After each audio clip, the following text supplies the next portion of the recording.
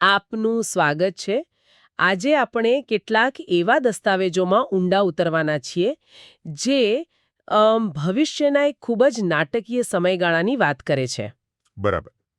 બાઇબલની ભવિષ્યવાણીઓમાં તેને અંતિમ સપ્તાહ તરીકે પણ ઓળખવામાં આવે છે. હા, અને આ કોઈ સામાન્ય ભવિષ્યવાણીઓ નથી. આપણી પાસે જે સ્ત્રોતો છે, એટલે કે મેથ્યુ, થેસાલોનિયન્સ, પ્રકટીકરણ જેવા ગ્રંથો, હા, તે ઘટનાઓ, પ્રતીકો અને એક ચોક્કસ સમયરેખાનું ખબર છે એક જટિલ માળખું રજૂ કરે છે. તો આપણો હેતુ એ છે કે આ જટિલ કોયડાના ટુકડાઓને જોડીને એક સ્પષ્ટ ચિત્ર બનાવવાનો પ્રયત્ન કરીએ. બિલકુલ. ચલો ત્યારે શરૂઆત કરીએ. આ બધા દસ્તાવેજો અનુસાર આ આખી નાટકીય ઘટનાઓની શૃંખલા એ શરૂ ક્યાંથી થાય છે? એવી કઈ પહેલી ઘટના છે જે બધું શરૂ કરી દે છે? જુઓ, આ ચર્ચાની શરૂઆત એક ખૂબ જ રહસ્યમય અને શક્તિશાળી ખ્યાલથી થાય છે. ઓકે. સ્ત્રોતોમાં તેને વિનાશકારી ઘૃણાસ્પદ વસ્તુ કહેવામાં આવ્યું છે.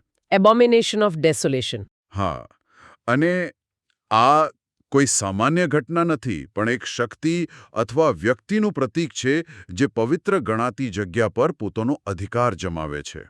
ઓકે. વિનાશકારી ઘૃણાસ્પદ વસ્તુ.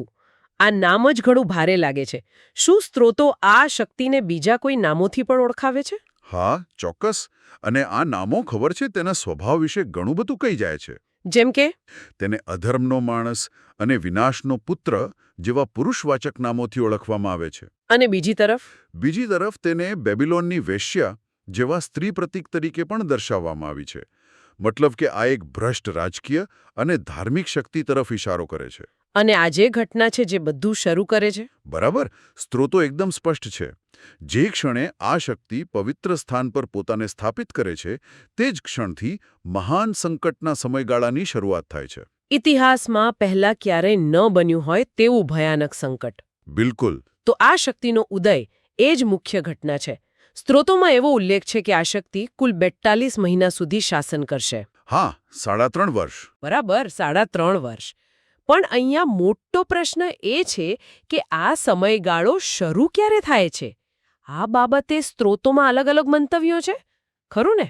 બિલકુલ. અને અહીંયા જ એટલે ડેનિયલ 9:27ની કલમનું અર્થઘટન મહત્વનું બની જાય છે. હા. જેના આધારે મુખ્યત્વે 3 મંતવ્યો સામે આવે છે.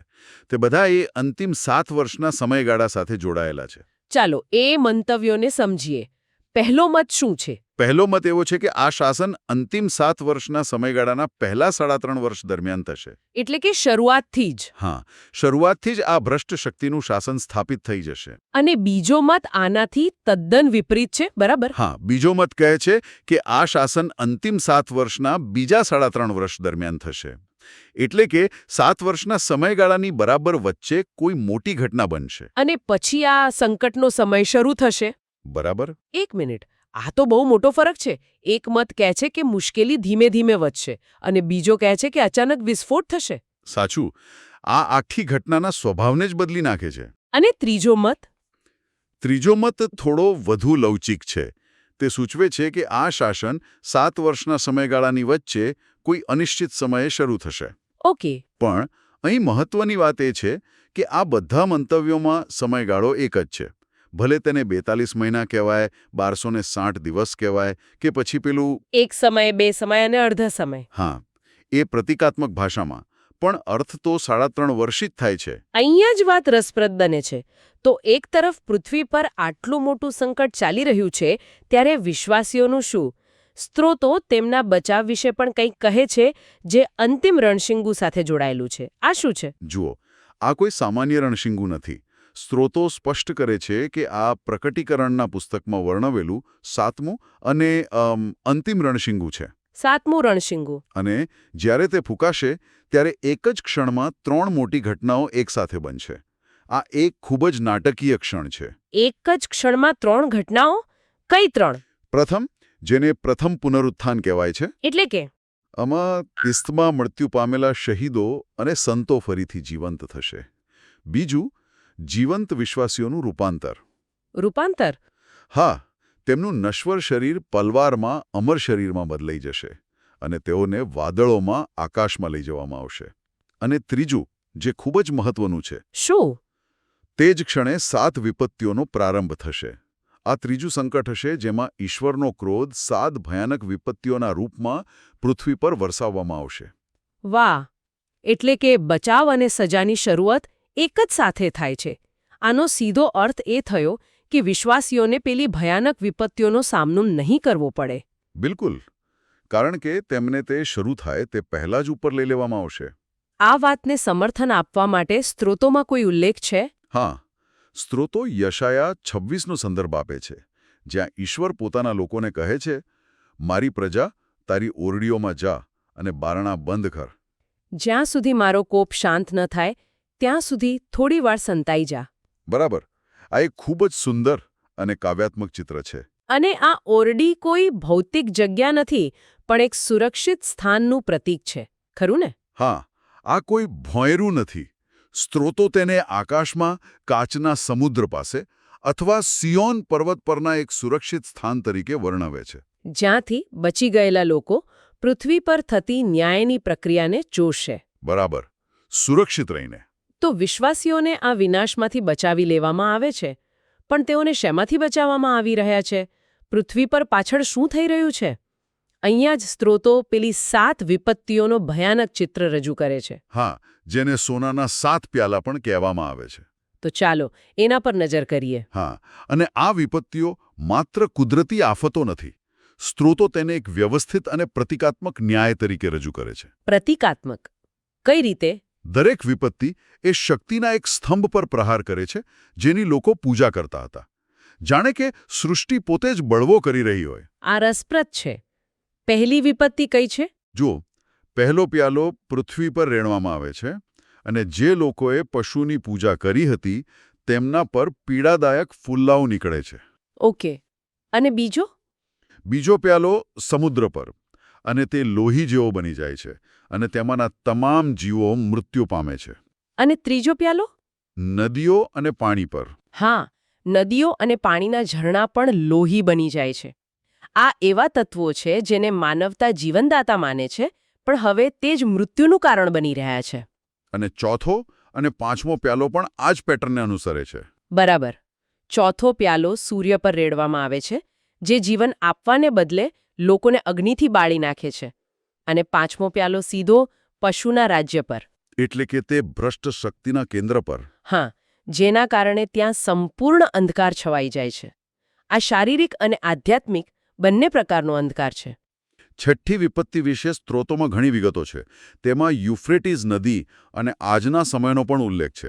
આ જોડાણ તો મને ખૂબ જ રસપ્રદ લાગ્યું. હા, કારણ કે અહીં ભવિષ્યવાણી ઇતિહાસ સાથે જોડાય છે. છઠ્ઠા પ્યાલા હેઠળ યુફ્રેટીસ નદીનું પાણી સુકાઈ જશે. અને તેનો હેતુ? તેનો હેતુ છે પૂર્વના રાજાઓ માટે માર્ગ તૈયાર કરવાનો. અને આને સમજાવવા માટે સ્ત્રોત એક ઐતિહાસિક ઉદાહરણનો ઉપયોગ કરે છે. બરાબર? ચોક્કસ. તેની તુલના રાજા કોરેસ એટલે કે સાયરસ તેની ઘટના સાથે કરવામાં આવી છે. એ ઘટના શું હતી? પ્રાચીન બેબિલોન શહેર, ખબર છે, યુફ્રેટીસ નદીના કારણે અભેદ્ય મનાતું હતું. પણ રાજા કોરેસે નદીના પ્રવાહને વાળી દીધો. એટલે નદી સુકાઈ ગઈ? હા, અને તેની સેના સુકાઈ ગયેલી નદીના પટમાંથી શહેરમાં પ્રવેશી ગઈ. જે નદી બેબિલોનનું રક્ષણ કરતી હતી તે જ તેના પતનનું કારણ બની. વાહ!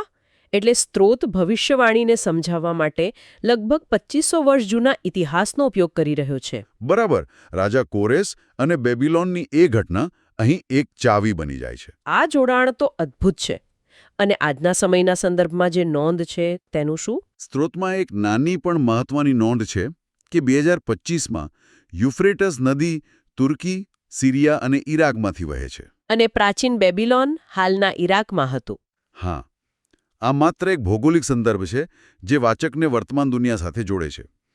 પણ આ ઘટના પછી દુષ્ટ આત્માઓ દેડકાના રૂપમાં બહાર આવે છે. અને પૃથ્વીના રાજાઓને એક અંતિમ યુદ્ધ માટે ભેગા કરે છે. બરાબર. અને આ યુદ્ધ આર્માગેડન નામના સ્થળે થાય છે.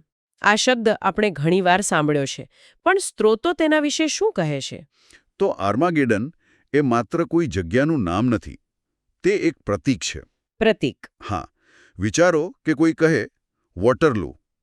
તેનો અર્થ માત્ર એક યુદ્ધભૂમિ નથી, પણ કોઈની અંતિમ અને સંપૂર્ણ હાર છે.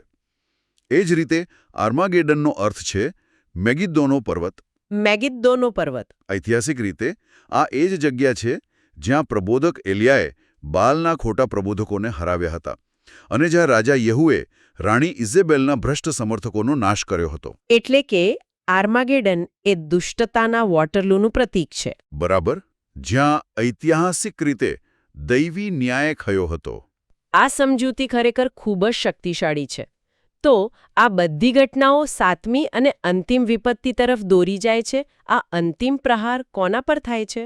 સાતમો અને અંતિમ પ્યાલો મહાન બેબિલોન પર અંતિમ ન્યાય લાવે છે. ઓકે. જ્યારે આ પ્યાલો હવામાં રેડવામાં આવે છે ત્યારે ઇતિહાસનો સૌથી ભયંકર ભૂકંપ આવે છે. મોટા કરા વરસે છે અને તે શક્તિશાળી વ્યવસ્થા, જેને બેબિલોન રૂપી વેશ્યા કહેવામાં આવી છે. હા, તેનો સંપૂર્ણ નાશ થાય છે. અને આ બેબિલોન રૂપી વેશ્યાના પ્રતીકને સમજવા માટે સ્ત્રોતો ફરી એકવાર ઇતિહાસમાં પાછા જાય છે અને રાજા આહાબ અને રાણી ઇઝેબેલનું ઉદાહરણ આપે છે. હા, અને આ એક શક્તિશાળી પ્રતિકાત્મક અર્થઘટન છે જે આખી ભવિષ્યવાણીને એટલે એક સાથે બાંધે છે. તો આ અર્થઘટન મુજબ આહાબ કોનું પ્રતીક છે? રાજા આહાબ રાજકીય શક્તિનું પ્રતીક છે. સ્ત્રોતો તેને લાલ રંગનું પશુ કહે છે, એટલે કે દુનિયાવી લશ્કરી સત્તા. અને ઇઝેબેલ? તે ધાર્મિક સત્તાનું પ્રતીક છે. બરાબર ને? બરાબર. રાણી ઇઝેબેલ ભ્રષ્ટ ધાર્મિક શક્તિનું પ્રતીક છે, એટલે કે બેબિલોનની વેશ્યા. અને તેમનું લગ્ન? તેમનું લગ્ન માત્ર એક રાજકીય જોડાણ નહોતું, તે રાજકીય અને ધાર્મિક શક્તિના અપવિત્ર જોડાણનું પ્રતીક હતું. કઈ રીતે?